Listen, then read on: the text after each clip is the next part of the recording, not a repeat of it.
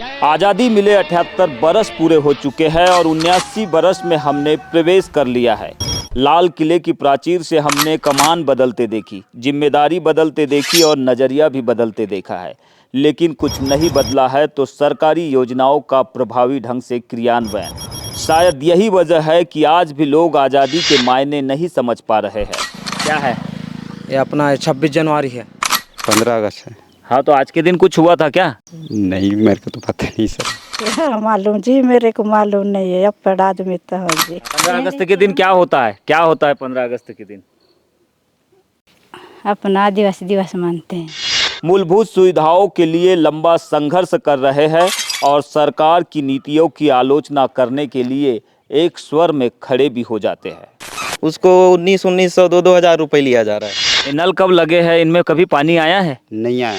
ना किसी से संपर्क हो पाता, न किसी से कुछ नहीं, कोई भी कार्य नहीं हो पा रहे। मैडम उतना बोली जी, कुछ नहीं बोली उतना।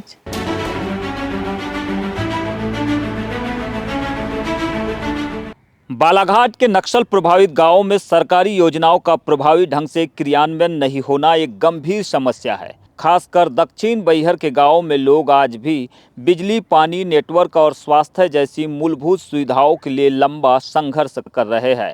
ऐसा नहीं है कि सरकार ने इन जरूरतों को पूरा करने के लिए काम न किया हो। काम तो खूब हुआ है, किंतु जमीनी स्तर पर हकीकत कुछ और ही देखने मिल रही है। 15 अगस्त स्वतंत्रता दिवस के दिन जब हमारी टीम ने इस क्षेत्र का दौरा किया तो कुछ ऐसे ही हालात हमें देखने मिले। सबसे पहले हमारी मुलाकात सड़क के किनारे मवेशी चराते हुए फूल सिंह मरावी से हुई। मोहनपुर के निवासी फूल सिंह को ना तो आज़ादी के बारे में कुछ पता है और ना ही 15 अगस्त के महत्व के बारे में कुछ जानकारी रखते हैं। उन्हें बस इतना पता है कि आज भी उनके बैगा टोला में कुछ महिलाओं को पोषण अनुदान की राशि नहीं मिल रही है। कौन सा दिन है आज? आज शुक्रवार है। आज कुछ है? हाँ सर। क्या है? ये अपना 26 जनवरी है। 26 जनवरी है? हाँ। कि 15 अगस्त है? 15 अगस्त। 15 अगस्त और 26 जनवरी में क्या अंतर होता है, पता है आपको? हाँ। क्या होता है? आपको उतना आगे पता नहीं है सर। हाँ। तो कुछ बदलाव आया है आप लोगों की ज़िंदगी में? नहीं नहीं नहीं नहीं आया है। पैसों से भी नहीं मिलता। वो अपना 1000 वाला वो भी नहीं मिल रहा है। अच्छा, कितने लोगों को नहीं मिल रहा है? बहुत लोग को नहीं मिल रहा है। पूरी महिलाओं को नहीं मिल रहा है गाँव के? हाँ। तो पोषण अनुदान का जो मिलता है राशि 1500 रुपये, वो नहीं मिलता? नहीं नहीं नहीं नहीं। क्यों नहीं मिलता, पता किए थे क्या?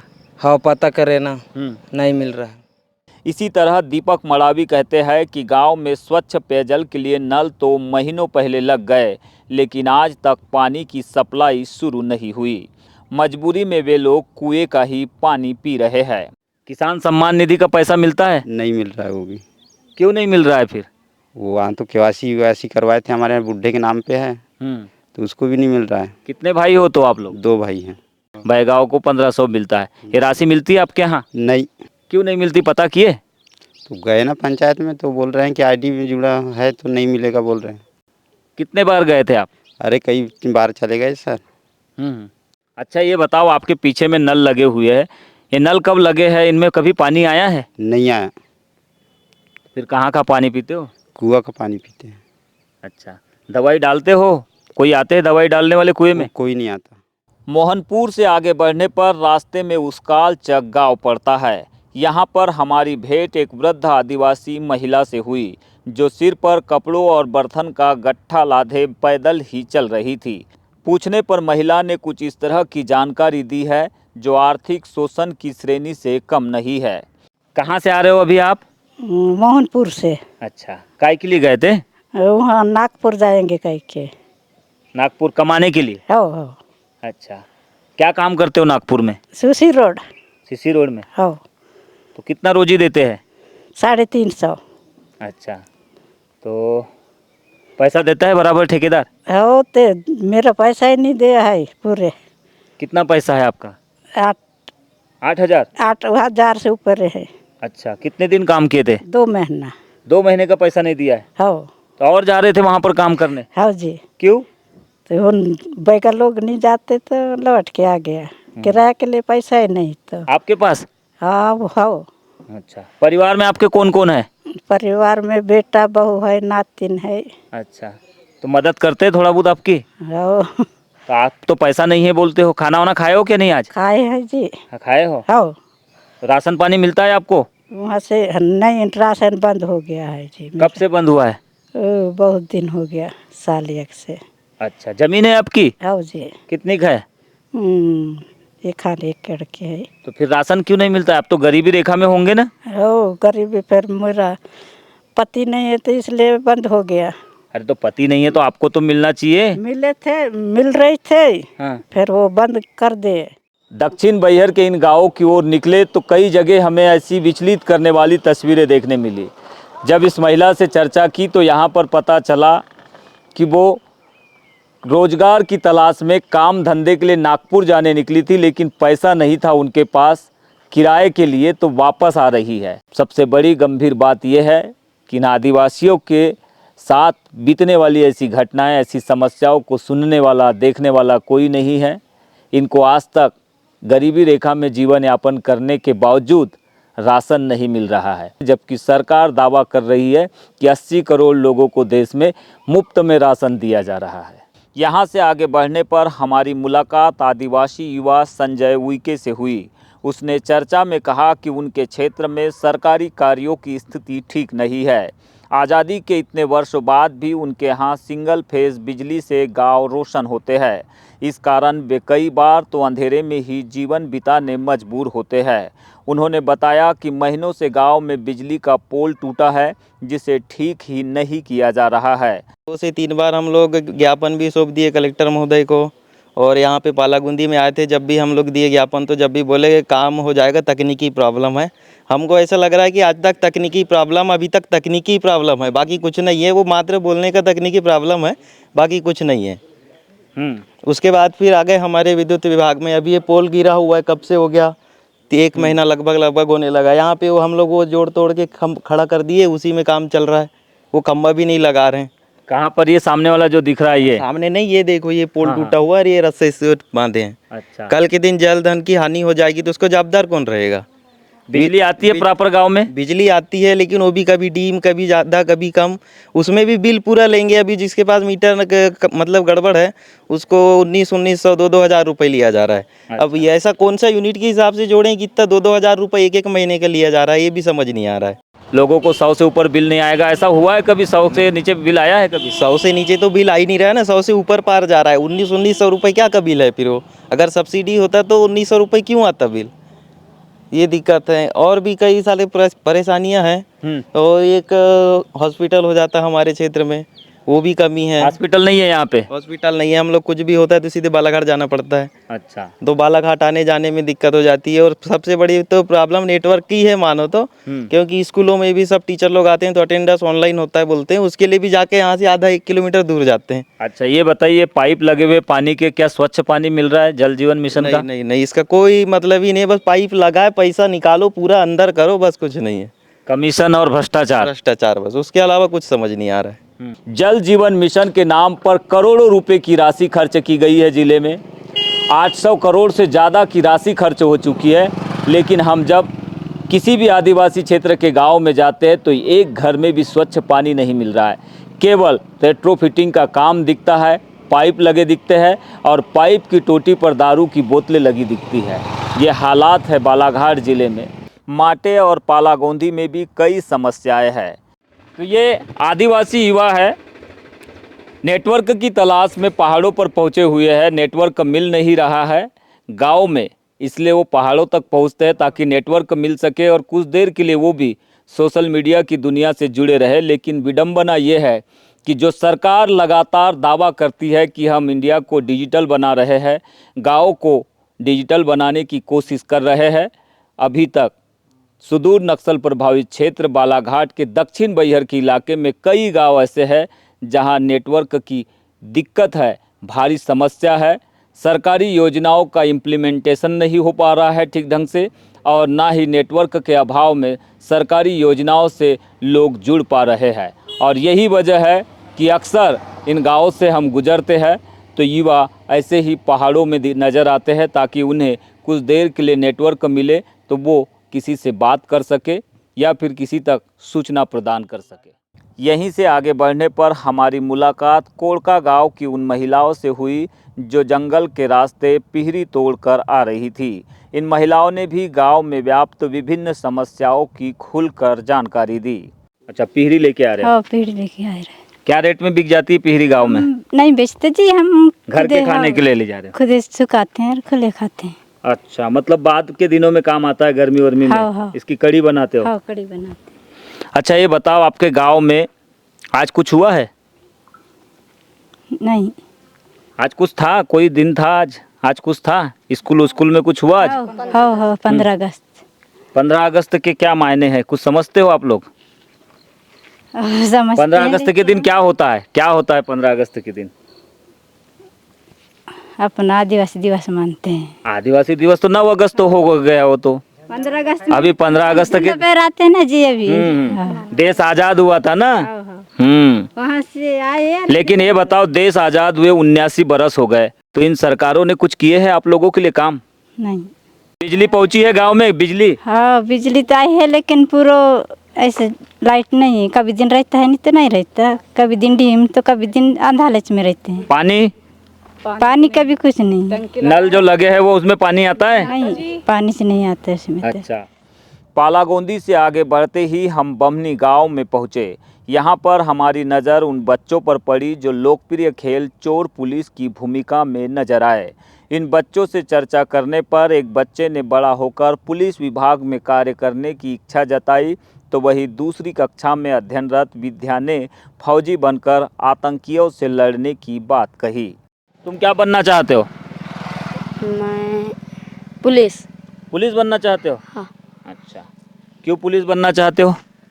देश की रक्षा। तो इधर तो मामा लोग भी है ना, हैं?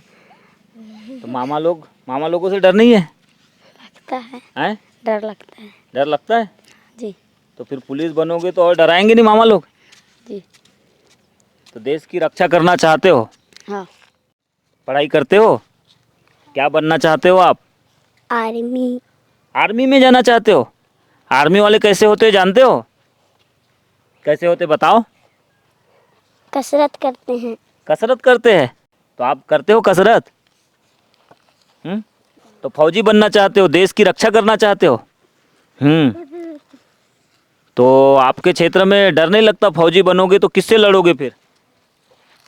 चोरों से? किससे? आतंकवादी से। आतंकवादी कौन होते हैं जानते हो? नहीं पता? तो फिर आप कैसे रक्षा करोगे? आप भी लड़ोगे ना उनसे। ये आतंकवादी कौन होते पता है आपको? किसने बताया आपको फौजी बनना है के घर में बताए थे फौजी बनना है के? खुद से बोल रहे हो? अच्छा, तो पढ़ाई बराबर करते हो? आज क्या हुआ स्कूल में? 26 जनवरी। अरे 15 अगस्त। 15 अगस्त। तो झंडा फहरा है गांव में? ध्वजारोहण हुआ स्कूल में? तो क्यों झंडा फहराते हैं पता है? इधर देखो ना आप, क्यों फहराते हैं झंडा पता है आपको? रक्षा करने के लिए। अरे रक्षा करने के लिए क्या? देश आज़ाद हुआ था इसलिए? देश आज़ाद हुआ था। अच्छा, देश आज़ाद हुआ था इसलिए ना। तो आगे फौजी बनना चाहते हो? तो इधर तो मामा लोग घूमते हैं, नक्सली लोग घूमते हैं, बोलते हैं, डर नहीं लगता आपको? लगता है। तो उनसे लड़ोगे फिर? बंदूक लेके लड़ोगे ना उनसे, फौजी बनोगे तो? ये एक विद्या है और एक क्या नाम आपका? एक सूरज है। एक फौजी बनना चाहती है बालिका, तो दूसरा लड़का जो है वो पुलिस में जाना पसंद कर रहा है। नक्सल प्रभावित क्षेत्र में अगर इन बच्चों में देशभक्ति की भावना इस कदर उबल रही है तो निश्चित ही इन्हें आज नहीं कल सफलता जरूर मिलेगी। लेकिन इसके लिए पढ़ना जरूरी है और पढ़ाई के संसाधनों की यहाँ पर काफ़ी समस्या है। अभी तक गाँव में ठीक से स्कूल नहीं है और जिन स्कूलों में ये बच्चे पढ़ते हैं वहाँ पानी टपकता है और उन स्कूलों की छतें खराब अवस्था में दिखाई देती है। कई सालों से इस क्षेत्र के लोग मांगे कर रहे हैं कि स्कूलों की हालत बदली जाए, शिक्षा की जो व्यवस्था है उसमें बदलाव लाया जाए, लेकिन सरकारों की ओर से आने वाला बजट इन स्कूलों तक पहुंचता है या नहीं, पता तक नहीं चल पाता है। इसी तरह जब हम हर्रा नाला में पहुंचे तो हमारी मुलाकात आदिवासी महिला ताराबाई उइके से हुई। वो बताती है कि उन्हें बच्चादानी की गंभीर समस्या है। महिला ने बताया कि प्राइवेट अस्पताल में ऑपरेशन के लिए उनके पास पैसे नहीं होने के कारण वह जिला अस्पताल से अपने गांव वापस आ गई है। तो नर्स लोग बोले दिखाए तो अभी छुट्टी ले लो, घर चले जाओ, बाद में आ जाओगे, ये रिपोर्ट के संभाल के रखोगे, ऐसा करके बताए। अच्छा, ऐसा बोले। कितने दिन भर्ती रहे जिला अस्पताल में? 8 दिन। 8 दिन रहे। तो ऑपरेशन नहीं करते बोले क्या? अभी तो मैडम नहीं बताई है, अभी बाद में करेंगे बोली। बाद में आ जाओगे, ऐसा करके बताए। और बाद में अगर आपकी तबीयत बिगड़ेगी तो आपने बोले नहीं कि मैं आई हूँ तो ऑपरेशन ही कर दोगे कि? वो नर्स बोली कि बड़े मैडम नहीं हैं तो बाद में आ जाओगे करके बताए। अच्छा, ठीक है। आपकी प्रॉब्लम अभी भी है क्या बनी हुई बॉडी में? अभी भी चालू चाहिए। तो क्या चाहते हो आप, ऑपरेशन कराना चाहोगे? हाँ, कराना चाहेंगे, अब बंदेज नहीं होती तो। अगर ऐसे ही डॉक्टरों के द्वारा मरीजों को सलाह न देते हुए उन्हें घर जाने के लिए कहा जाएगा तो कैसे आदिवासी क्षेत्र के लोगों को डॉक्टरों पर भरोसा होगा, सरकारी व्यवस्थाओं पर भरोसा होगा? ये बड़ा सवाल है। दक्षिण बैहर के हर गांव में सरकारी योजनाओं का हाल एक जैसा है। कई मामलों में तो यहाँ के आदिवासी प्रशासन से शिकायत करते करते तंग आ चुके हैं। यहीं से होकर जब हम 40 बोड़ी गांव पहुँचे तो यहाँ पर आदिवासी समाज के उन लोगों से मुलाकात हुई जो पिछले कई महीनों से सरकारी तंत्र से परेशान हैं और शिकायतें करते करते थक चुके हैं। नेटवर्क समस्या को लेकर यहाँ पर लोगों ने चक्का जाम करने की चेतावनी दी है। मेन समस्या नेटवर्क। अभी जो ऑनलाइन काम होते हैं, इस काम से हर विभाग के लोग परेशान हैं। जैसे कि यहाँ पर किसी प्रकार का किसी को बीमारी हो जाए, ना किसी से संपर्क हो पाता, ना किसी से कुछ नहीं, ना गाड़ी एम्बुलेंस की सुविधा हो पाता। अब नेटवर्क नहीं है, इस वजह से समस्या बनती है। तो डिजिटल भारत का सपना दिखाने वाली इस सरकार के शासन में लोग आज भी नेटवर्क की समस्या से जूझ रहे हैं। हमारे जो बच्चे हैं ऑनलाइन पढ़ाई नहीं कर पाते क्योंकि नेटवर्क नहीं है। दूसरी बात कहना चाहिए, यहाँ के किसानों का जो फार्मर रजिस्ट्री होती है और आधार KYC किए जाते हैं, सारे सिस्टम जो आधार KYC यानी फार्मर रजिस्ट्री और जितने जो नेटवर्क के माध्यम से होते हैं, कोई भी कार्य नहीं हो पा रहे हैं अभी। और इस क्षेत्र की जो नेटवर्क नहीं होने से ये इमरजेंसी कॉल नहीं कर पाते, इसी वर्ष मैं 2-3 घटना बताऊंगा कि कोड़का में ये घटना हुआ और कावेली में एक सर्पदंत की घटना हुई। तब भी वो समय पर एम्बुलेंस नहीं पहुंच पाई और वो एम्बुलेंस बाद में आई। जब यहाँ वहाँ कहीं टेकरे में जाना और कहीं नेटवर्क के तलाश करना, बड़े मुश्किल में नेटवर्क मिली, तब 108 को बुलाए। हम 21 तारीख को निश्चित तौर पर कहना चाहिए सरकार के इस आंदोलन को लेकर कहना चाहिए चक्का जाम करने के लिए हम बाध्य हो रहे हैं।